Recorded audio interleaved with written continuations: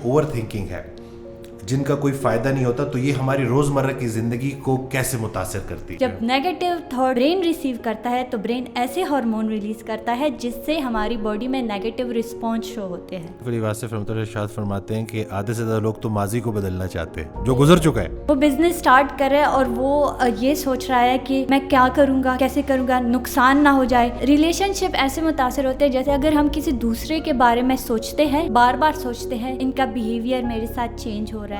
वासिफ रहमतुल्लाह लिखते हैं कि सौंप दे तारीख को गुजरा हुआ हर हादसा, है तुझे दरपेश अब जो मरहला महसूस कर। अगर अर्थक्वेक होगा, हमने ये चीज करनी है, ये नहीं करनी, आराम से बाहर निकलना है। कि माइंड में यही आता है कहीं ये मुझे नुकसान तो नहीं पहुंचा रहे। अब आप सुपर पावर तो नहीं है, आपको उनके थॉट्स का भी पता चले। अस्सलाम वालेकुम, दिस इज डॉक्टर वसीम। कैसे हैं आप सब? ठीक हैं, फिट है। नई एपिसोड के साथ आपकी खिदमत में हाजिर हैं।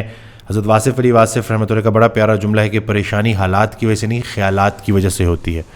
तो आज का जो हमारा टॉपिक है वो ओवर थिंकिंग है। हमारे साथ मौजूद हैं डॉक्टर नफीसा, जो कि क्लिनिकल साइकोलॉजिस्ट हैं। अस्सलाम वालेकुम। कैसी हैं आप? ठीक हैं। सबसे पहले तो सुनने वालों को ये बताएं कि ये ओवर थिंकिंग है क्या? ओके, अगर हम ओवर थिंकिंग पे बात करें तो मैं इसको बहुत ही इजी अल्फाज में डिफ़ाइन करूँगी। Repetitive unproductive thoughts that is unnecessary. ऐसे ख़यालात किसी भी प्रॉब्लम के हवाले से जो कि बार बार आती हैं, जो किसी मसले के हल के लिए नहीं होती, बार बार वो थॉट्स आती है जिससे टाइम भी वेस्ट होता है, एनर्जी भी वेस्ट होती है और हमें कोई प्रोडक्टिव रिज़ल्ट भी नहीं मिलता। तो ये ओवर थिंकिंग को हम इस तरह डिफाइन कर सकते हैं। ठीक है।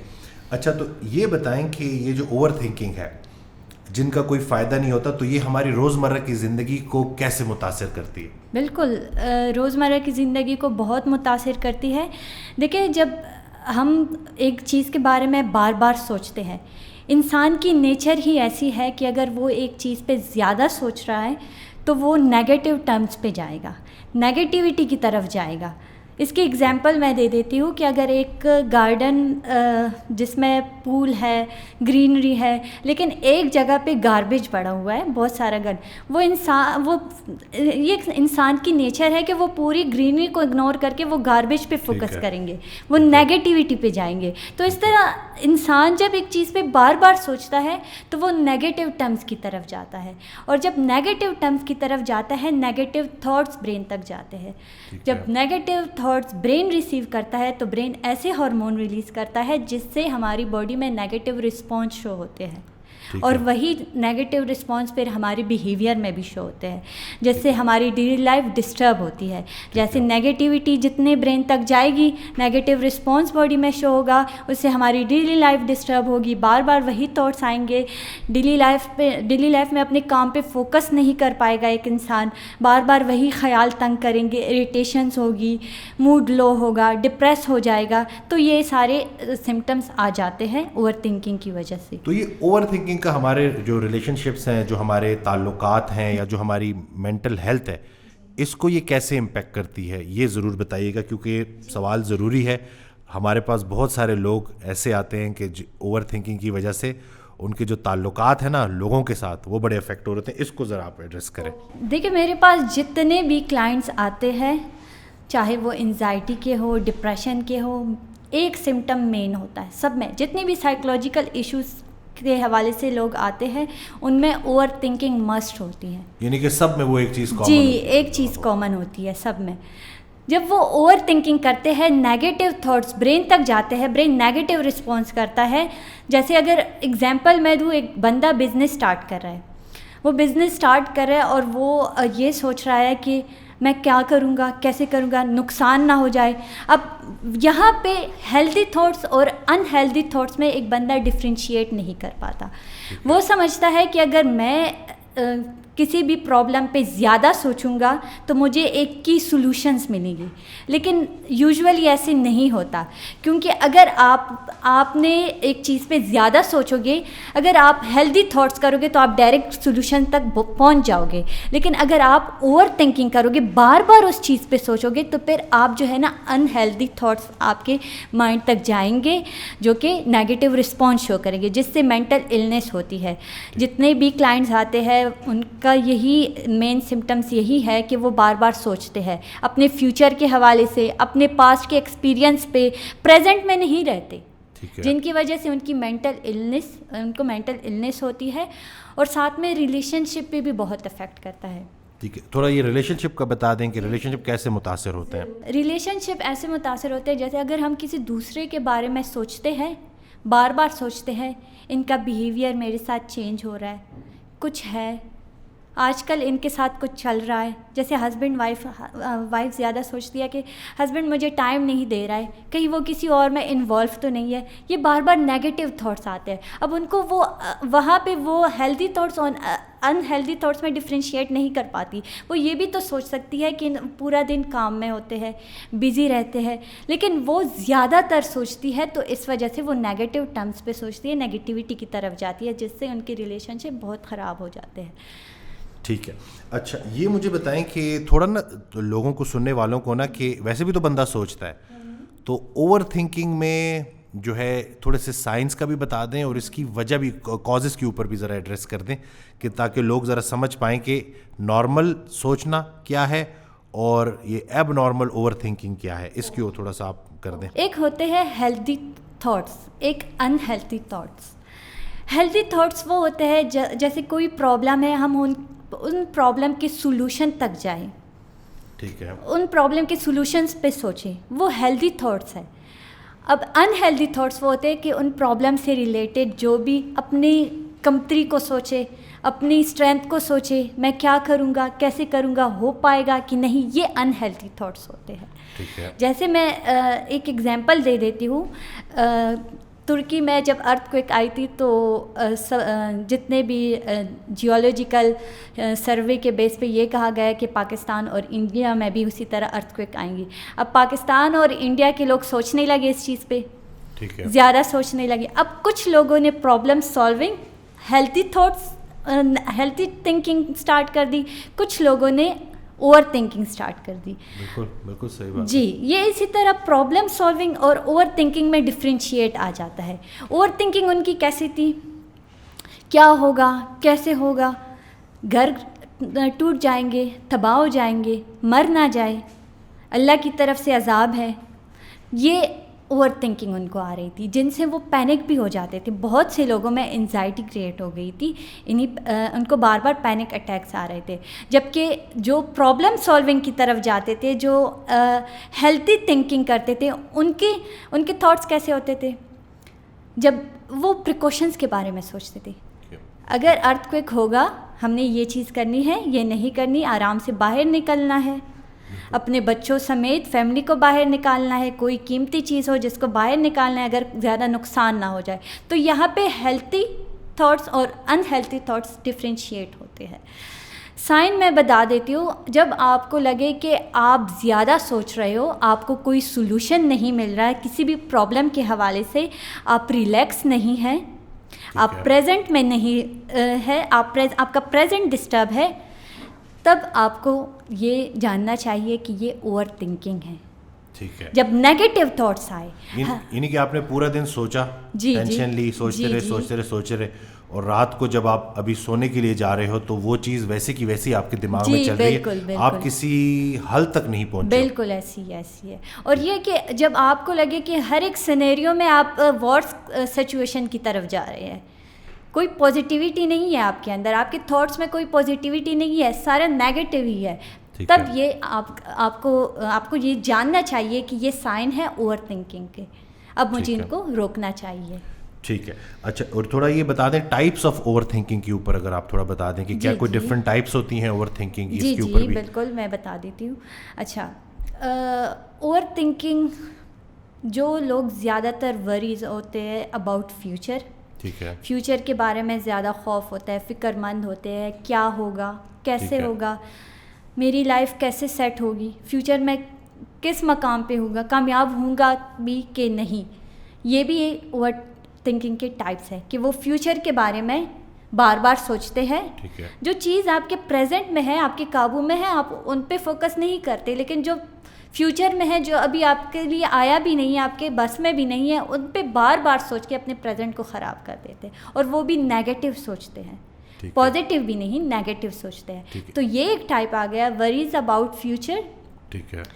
रूमिनेशंस अबाउट पास्ट, जिनका पास्ट में कोई एक्सपीरियंस होता है, ट्रॉमा हो जाता है, जब वो पास्ट से निकलते ही नहीं है, मूव ऑन नहीं करते, ये भी एक टाइप है कि वो बार बार पास्ट के बारे में सोचते हैं, जो हो गया सो हो गया, अब उस पर पछताना या उस पर सोचना कोई सोल्यूशन नहीं है। वो हज़रत वासिफ़ अली वासिफ़ रहमतुल्लाह इरशाद फरमाते हैं कि आधे से ज़्यादा लोग तो माजी को बदलना चाहते हैं, जो बिल्कुल, गुजर चुका है, बिल्कुल जो अल्लाह ने गुजार दिया है। ऐसी एक वाक़या था, हो गया, तो सौंप दे उसको तारीख़ को, लेकिन वो चीज़ उनके जहन से निकलती नहीं है और वो उसी ट्रॉमा को अपने दिमाग में रिपीटेडली रिक्रिएट कर रहे होते हैं और उसी चीज़ से गुजर रहे होते हैं। ठीक है, तो यानी कि फ्यूचर और पास्ट। जी। इसके अलावा एक बिग पिक्चर ओवर थिंकिंग, जब एक इंसान अपनी लाइफ के बारे में एक बिग पिक्चर बना लेता है, बहुत डीप चला जाता है, कई बार उनको ऐसे थॉट्स आते हैं, मैं किस लिए आया हूँ, मेरी लाइफ में क्या है। जैसे कहते हैं कि इस्लाम में ज़्यादा डीप में अंदर नहीं जाना चाहिए, फिर आप नेगेटिविटी की तरफ जाते हो। इस तरह जब वो लाइफ के बारे में बिग पिक्चर बना लेता है, रिलीजियस ओसीडी के बारे में जो है कि उस बहुत सारे लोग फिर बार बार वुज़ू करते हैं, उनको अपना आप पाक नहीं लगता, और मतलब इसी तरह से ना फिर वो इस हद तक उनकी जो है ज़िंदगी क्वालिटी ऑफ लाइफ ख़राब हो जाती है कि बिल्कुल। अच्छा, इसके अलावा जो है कुछ लोग माइंड रीडिंग एजम्पशन करते हैं खुद से। जैसे अगर कोई बंदा उनसे कोई बात करे तो उन्हें लगता है ये बात उन्होंने इस अंदाज में की, किस मकसद से की, कहीं ये मुझे नुकसान तो नहीं पहुंचाना। बार बार उनके माइंड में यही आता है, कहीं ये मुझे नुकसान तो नहीं पहुंचा रहे। अब आप सुपर पावर तो नहीं है कि आपको उनके थॉट्स का भी पता चले, उनके अंदर की चीज़ें आपको पता चले, लेकिन ये अपने आप से अजम्पशंस करते हैं। जैसे दो बंदे आपस में बात करते हैं तो वो तीसरा कहता है ये मेरे बारे में ही बोल रही है, बिल्कुल। तो इस तरह वो इस चीज़ पे बार बार ओवर थिंकिंग करते हैं और ये मेंटल इलनेस का शिकार हो जाते हैं। इसके अलावा इनडिसिसिवनेस, वो लोग जो कि डिसीजन नहीं ले पाते छोटी छोटी चीज़ों में, ये उन लोगों में होता है जिन्होंने लाइफ में कोई बैड एक्सपीरियंस हुआ है जिनके साथ, या कभी कोई डिसीजन ही नहीं लिया हो। ठीक है। वो लोग ये इस हवाले से ज़्यादा ओवर थिंकिंग करते हैं कि छोटी छोटी चीज़ों में, मैं ये कपड़े पहनूं, मैं वो कपड़े पहनूं, क्या करूं, मैं बिज़नेस स्टार्ट करूं या ना करूं, अगर बिज़नेस स्टार्ट किया तो नुकसान ना हो जाए, पहले आप स्टार्ट तो ले, क्योंकि बिज़नेस में फ़ायदा भी होता है, नुकसान भी होता है, लेकिन वो स्टार्ट ही नहीं ले पाता, डिसीजन ही नहीं ले सकता। इसके अलावा जो लोग होपलेस होते हैं, वर्थलेस होते हैं, हेल्पलेस होते हैं, वो इन्हीं चीज़ों के हवाले से ज़्यादा सोचते हैं, ओवर थिंकिंग करते हैं। होपलेस, अगर किसी की ज़िंदगी से उम्मीद ही ख़त्म हो जाए तो उनकी ज़िंदगी नहीं रहती, क्योंकि उम्मीद एक रोशनी होती है जो इंसान को मोटिवेट करती है आगे बढ़ने की।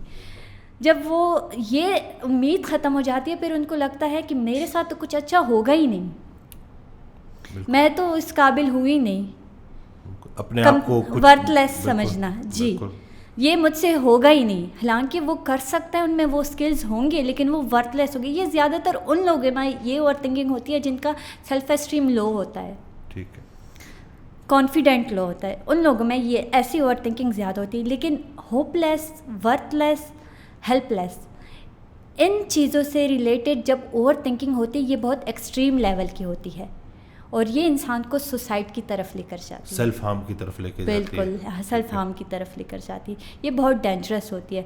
अगर आपको लगे कि आपके थॉट्स होपलेस की तरफ जा रही है या आपके थॉट्स वर्थलेस की तरफ या हेल्पलेस की तरफ जा रही है, तो आप वहाँ पे अपने थॉट्स को आइडेंटिफाई करें कि ये इर्रेशनल थॉट्स है, ठीक है, इस पे मैंने नहीं सोचना, यहाँ पे सारी नेगेटिविटी है, इससे मेरी लाइफ ख़राब हो जाएगी। ठीक है। अच्छा, तो ये बताएं कि ये तो चलो हमने बात कर ली टाइप्स के ऊपर, लोगों को अवेयरनेस दे दी, बहुत सारे लोग रिलेट भी कर रहे होंगे जो उससे गुजर रहे हैं। हल क्या है, कैसे स्टॉप करें अपने आप को ओवर थिंकिंग से? सबसे पहले इंसान को चाहिए कि वो प्रेजेंट में रहे, अपने पास्ट और फ्यूचर को भूल जाए। जो चीज़ उनके बस में है, जो जहाँ पे वो कुछ कर सकता है उसी में रहे।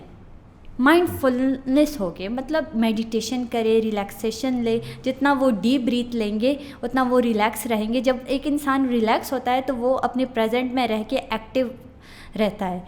माइंडफुल अगर हम इस पे बात करें तो अपने 5 सेंसेस को एक्टिव रखें अपने प्रेजेंट में, ताकि वो ओवर थिंकिंग पे काबू पा सके। ठीक है। सेल्फ कंट्रोल पे ज़्यादा काम करें।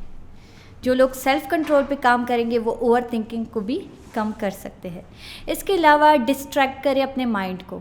अगर एक थॉट्स बार बार आ रही है, आप ख़ुद को बिज़ी रखें किसी दूसरे काम में, ताकि वो ओवर थिंकिंग के लिए टाइम ही ना हो आपके पास। बिज़ी रहे, एक्सरसाइज किया करें, क्योंकि एक्सरसाइज से ऐसे हार्मोन रिलीज़ होते हैं जिससे हमारी बॉडी, हमारा माइंड बिल्कुल रिलैक्स होता है। जब तक वो नेगेटिव थॉट्स ब्रेन तक नहीं जाते तब तक हमारा माइंड रिलैक्स होता है, लेकिन जब वो ओवर थिंकिंग स्टार्ट होती है, ब्रेन तक नेगेटिव मैसेज आता है, फिर वही सिचुएशन आ जाती है, विशियस साइकिल फिर स्टार्ट हो जाता है। और फिर उससे बिल्कुल यानी कि प्रेजेंट में रहे। वो हज़रत वासिफ़ अली वासिफ़ रहमतुल्लाह लिखते हैं कि सौंप दे तारीख़ को गुज़रा हुआ हर हादसा, है तुझे दरपेश अब जो मरहला महसूस कर। यानी कि प्रेजेंट में रहे। इसके अलावा अपने आप को जो है बिज़ी करे, डिस्ट्रैक्ट करे।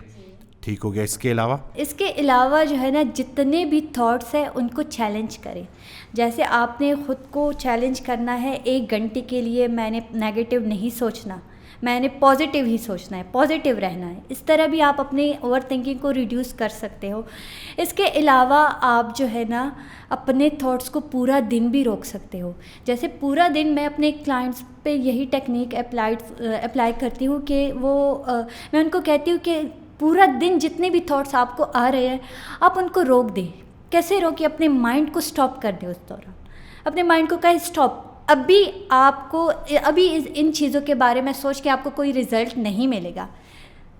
एक उम्मीद के साथ आपने अपनी ओवर थिंकिंग को स्टॉप करनी है। ये उम्मीद देनी है कि रात को मैं इन सब चीज़ों पे सोचूंगा, लेकिन अभी दिन के वक्त नहीं, क्योंकि दिन के वक्त अगर मैं इन पे सोचने लगा ना तो कोई रिज़ल्ट मिलेगा, बल्कि मेरा दिन भी ख़राब होगा।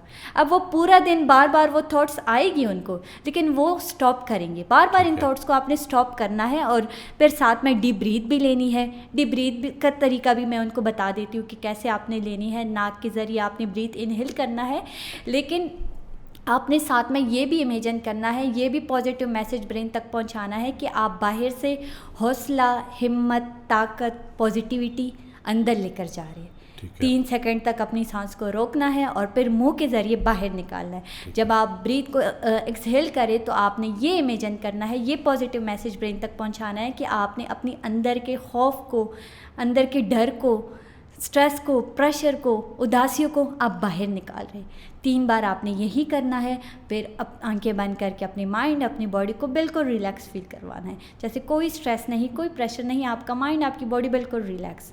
साथ में आपने मतलब ये कि पहले थॉट्स को रोक दें, अपने माइंड को मैसेज पहुंचाए कि स्टॉप। फिर उसके बाद अपनी डीप ब्रीथ लेनी है। फिर इसी तरह बार बार दिन में जितने बार भी ओवर थिंकिंग आपको आती है, आप इसी तरह रोकते जाए, इस उम्मीद के साथ कि रात को मैंने इस पे काम करना है।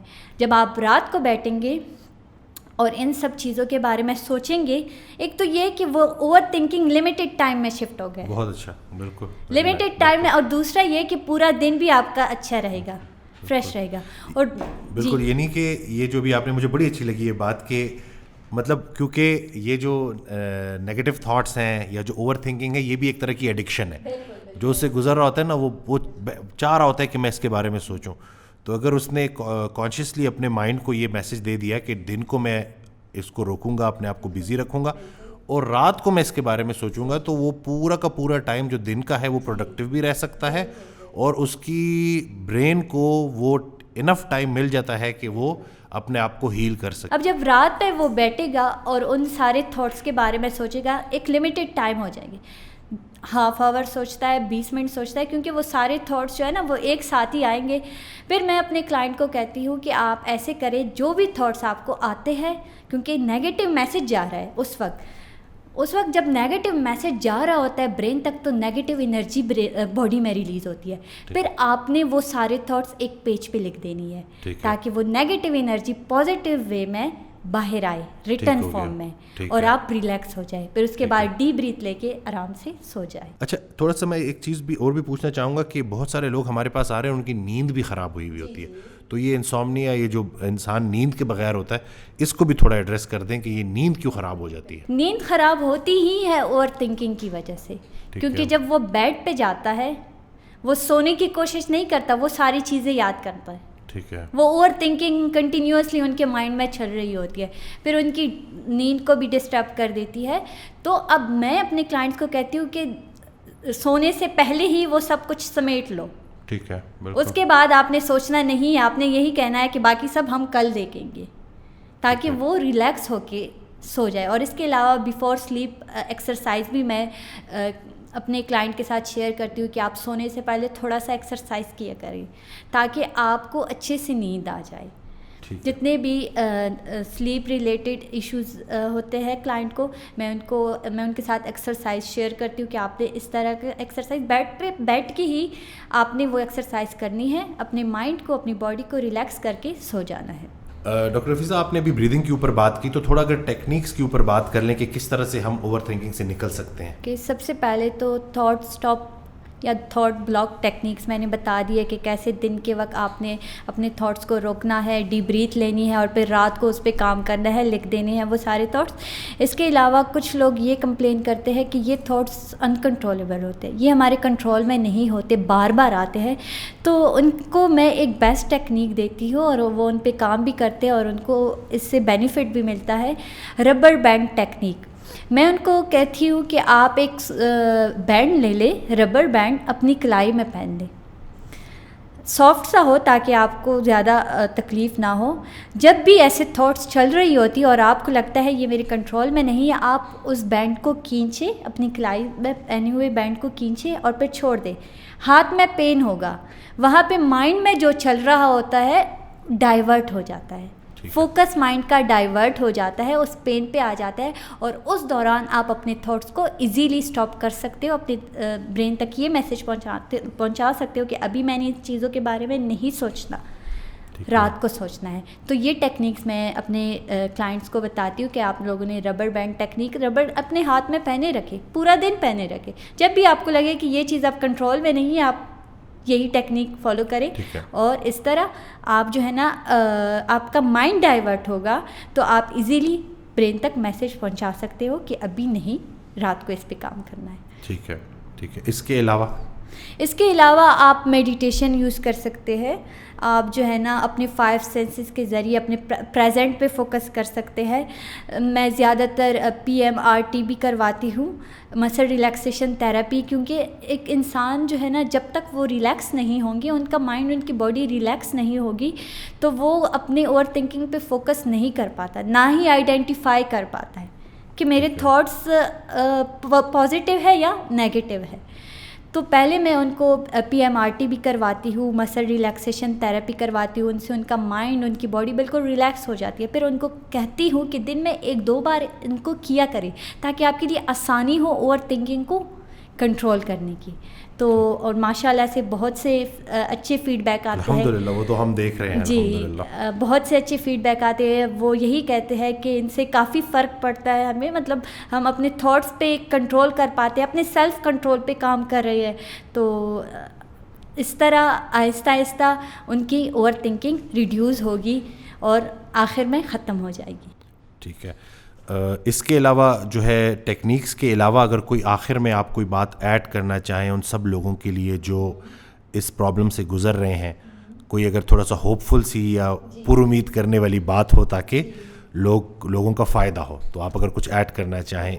मैं सबसे पहले सारे लोगों को मैं इसी वजह से इस टॉपिक पे बात करना चाह रही थी, क्योंकि बहुत से लोग समझते हैं कि अगर हम एक चीज़ पे ज़्यादा सोचेंगे तो हम प्रोडक्टिव रिज़ल्ट पे जाएंगे, लेकिन ऐसे नहीं होता। मैं यही कहूँगी कि आप लोग अपने थॉट्स को आइडेंटिफाई करें कि आपके थॉट्स हेल्थी है कि नहीं है। अगर वो नेगेटिव थॉट्स की तरफ जा रहे हैं, नेगेटिव सिनेरियो की तरफ जा रहे हैं, तो उन पे काम करना स्टार्ट कर दें, क्योंकि ये चीज़ जो है ना ये बाद में मेंटल इलनेस आपको हो सकती है। इस पे आप काम करें और कोई भी चीज़ इम्पॉसिबल नहीं है। जो ओवर थिंकिंग करते हैं उन्हें लगता है कि ये चीज़ ख़त्म नहीं होगी, लेकिन ऐसा नहीं है। अगर इस पे काम किया जाए, थॉट्स हमारे काबू में होते हैं। ब्रेन जो है हमारी पूरी बॉडी को कंट्रोल करता है, लेकिन ब्रेन में जो थॉट्स होते हैं वो हमारे काबू में होते हैं। हम उनको जिस तरफ लेकर जाए, जिस तरीके से ले जाए ब्रेन तक, वो हमारे काबू में होता है। इम्पॉसिबल नहीं है। अगर आप जो है ना ओवर थिंकिंग पे काम करो तो आप जो है ना इनको पॉजिटिव वे की तरफ लेकर जा सकते हो। पॉजिटिव थॉट्स आपके माइंड तक जाएंगे, पॉजिटिव रिस्पॉन्स आपकी बॉडी में शो होगा और इस तरह आप रिलैक्स रहोगे, आप अपनी नॉर्मल लाइफ गुजार सकते हो। अच्छा, एक चीज़ मैं और भी आपसे पूछना चाहूँगा उन लोगों के लिए, जैसे एक दफ़ा मेरे पास एक पेशेंट आई, उनको डायबिटीज़ भी थी, ब्लड प्रेशर भी था, हाइपरटेंसिव भी थी वो। तो मैंने जब उनको कहा ना कि मैं आपको रेफ़र कर, क्योंकि मैंने देखा उनमें एंग्जाइटी के भी अलामात थे, थोड़ा मुझे फील हो, तो मैंने कहा कि साइकोलॉजिस्ट की तरफ मैं आपको रेफ़र कर रहा हूँ। ये बात उन्होंने बड़ी माइंड की और उन्होंने कहा कि आपको क्या मैं जहनी तौर पे ठीक नहीं लगती? तो उन लोगों को भी ज़रा बताएं कि साइकोलॉजिस्ट से हेल्प लेना और जहनी बीमारियों के लिए हेल्प लेना ज़रूरी है। उनको भी ज़रा आप बता दें कि कितना ज़रूरी है। मेरे पास ऐसे क्लाइंट आते हैं, वो मुझे यही कहते हैं, मुझे तो कोई इशू नहीं है, मैं तो मेंटली सेट हूँ, बिल्कुल सेट हूँ, हाँ बस थोड़ी सी ओवर थिंकिंग होती है। ये चीज़ जो है ना, अब स्टार्ट में ओवर थिंकिंग है, ये फिर आपको मेंटल इलनेस की तरफ लेकर जाती है। आपने इस पे काम करना है। मैं अपने क्लाइंट को ये कहती हूँ कि कभी कभी मुझे भी ज़रूरत होती है किसी साइकोलॉजिस्ट से कंसल्ट करने की, बिल्कुल, क्योंकि हर एक इंसान को होती है, प्रॉब्लम्स हर एक इंसान की लाइफ में आ सकते हैं। अब उन पे काम करना, उन प्रॉब्लम के सॉल्यूशन तक पहुंचना, ओवर थिंकिंग से बचना, ये तो हमारा काम है कि हम इस पे काम करें। ये नहीं कि हम ये समझें कि अगर किसी साइकोलॉजिस्ट से हम बात कर रहे हैं तो हम मेंटल इलनेस का शिकार है। नहीं, आप गाइडलाइंस भी ले सकती हो, क्योंकि साइकोलॉजिस्ट आपको एक पॉजिटिव वे बताएगी, फिर आपने उस पर जाना है। तो ये चीज़ जो है ना, मैं क्लाइंट को क्लियर करती हूँ, मैं यही बता देती हूँ कि कभी कभी मुझे खुद भी ज़रूरत होती है, ऐसे थोड़े बहुत मसले होते हैं तो मैं खुद भी गाइडलाइंस ले सकती हूँ। डॉक्टर को भी डॉक्टर की ज़रूरत पड़ती है। जी बिल्कुल बिल्कुल, क्योंकि ये नेचर है, इंसान को प्रॉब्लम फेस करते हैं इंसान, उनकी लाइफ में ऐसा कुछ आ जाता है जहाँ पे वो स्टक हो जाता है। अब वहाँ पे किसी एक की हेल्प की ज़रूरत होती है उसको मूव करने के लिए। तो इस वजह से अब बहुत से क्लाइंट पर ये समझ भी जाते हैं कि हाँ, हमने अपने ओवर थिंकिंग पे काम करना है। ये हमें मामूली सी चीज़ लगती है लेकिन ये है नहीं, इससे बहुत बड़े मसले क्रिएट होते हैं। तो हो जाते हैं, फिर आ जाते हैं मेरे पास, आते हैं अपनी छोटी पहले तो वो कंसर्न ही नहीं करना चाहते, लेकिन जब मैं उनको समझा देती तो फिर वो बार बार आते हैं, एक बार नहीं हर बार अपना हर एक मसला लेकर आते हैं। वो एक दफ़ा वो ज़रा उनका जो है वो कंफर्टेबल हो जाते हैं, उनको बेहतरी महसूस होती है, बोझ हल्का होता है, तो फिर वो खुल के आपसे बात करते हैं। अच्छा, एक और चीज़ भी ना, ये भी मुझे अच्छा हो गया कि अभी याद आ गया, ये सवाल मैंने आपसे पूछना था कि मियाँ बीवी ये बड़ा इम्पोर्टेंट रिश्ता है। बाज़ औक़ात क्योंकि ये ताली एक हाथ से नहीं बजती, तो दोनों तरफ से इश्यूज़ आ रहे होते हैं। तो बाज़ औक़ात जो है वाइफ आ जाएंगी, हस्बैंड नहीं आएंगे, बाज़ औक़ात हस्बैंड आ जाएंगी, वाइफ नहीं आएंगी। तो इन दोनों को जो है काउंसलिंग की कितनी ज़रूरत होती है एक अच्छी ज़िंदगी गुजारने के लिए, और दोनों का एक दूसरे के साथ इस मामले में एक दूसरे को सपोर्ट करना कि अगर उनके मामलात ठीक नहीं चल रहे, ताल्लुकात ख़राब हो रहे हैं, तो वो हेल्प लें साइकोलॉजिस्ट से। इसके ऊपर भी थोड़ा जो है वो रोशनी डालें। कभी कभी मेरे पास ऐसे क्लाइंट आ जाते हैं, कभी बीवी आ जाती है, कभी हस्बैंड, कि मुझे अपने बीवी से या मुझे अपने हस्बैंड से ये शिकायतें हैं, वो ऐसे करते हैं, ऐसे करते हैं। सबसे पहले उनके बीच कम्युनिकेशन गैप होती है, अंडरस्टैंडिंग नहीं होती, वो हर एक मसला एक दूसरे को बताते ही नहीं है, वो अपनी तरफ से ओवर थिंकिंग करते हैं, एजम्पशन करते हैं। वो जो मैंने एक पीछे बताई है आपको एक बात कि माइंड रीडिंग एजम्पशन, कि मेरा हस्बैंड, इनके रवैये में चेंज आ रहा है, इनको कुछ हो रहा है, ये मुझसे उकता गए हैं, या इनकी लाइफ में कोई और इन्वॉल्व है। तो वाइफ जो है वो अपनी तरफ से एजम्पशन लगाती है, हस्बैंड अपनी तरफ से। आजकल मेरी वाइफ जो है वो मुझ पे फोकस ही नहीं करती, बस लड़ती रहती है, मुझे अंडरस्टैंड ही नहीं करती। हर एक बंदा अपने तरीके से सोचता है, तो वहाँ पे फिर वो कम्युनिकेशन गैप आ जाती है। जब कम्युनिकेशन गैप आ जाती है, एक बंदा अपने तरीके से एजम्पशन कर रहा है, दूसरा बंदा अपने तरीके से एजम्पशन कर रहा है, तो उनके बीच जो है दूरियाँ आ जाती है। तो उनको चाहिए, सबसे पहले मेरे पास जितने भी इस तरह के मसले आते हैं, मैं उनको आमने सामने बिठा देती हूँ। वाइफ आ जाती है, वो यही कहती है, नहीं आप मेरी बात सुने, और वो ऐसे करता है, ऐसे करता है। मैं कहती हूँ नहीं, दोनों को साथ में बिठा के दोनों से पूछूंगी ताकि आप भी मुझे अपने मसले बताएं, वो भी बताएं आप क्या क्या क्या करती है और वो क्या क्या करता है, आपके हस्बैंड क्या क्या करते हैं। इस तरह वो दोनों जब साथ में बैठे होते हैं, एक अपने पॉइंट्स बताता है, दूसरा अपने पॉइंट्स, वो कम्युनिकेशन भी आपस में हो जाती है, अंडरस्टैंडिंग भी आ जाती है। अच्छा ये इस वजह से ऐसे सोच रही है, अच्छा मेरे हस्बैंड इस वजह से ऐसे कर रहे हैं, तो बीच में वो अंडरस्टैंडिंग उनके अंदर वो अंडरस्टैंडिंग डिवेलप हो जाती है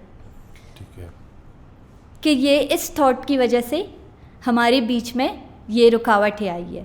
तो मैं सबसे पहले उनको यही कहती हूँ कि आप दोनों साथ में आएँ, दोनों मुझे अपने पॉइंट्स बताएं, और इनको मैं एक टेक्निक ये बताती हूँ कि आप लोग इस टेक्निक को फॉलो करें। सबसे पहले वाइफ अपनी सारी बातें अपने हस्बैंड को बताए, आज मेरे साथ ये हुआ, ऐसे हुआ, ऐसे हुआ। फिर उसके बाद हस्बैंड को अलाउ करे कि वो सारी बातें बताए।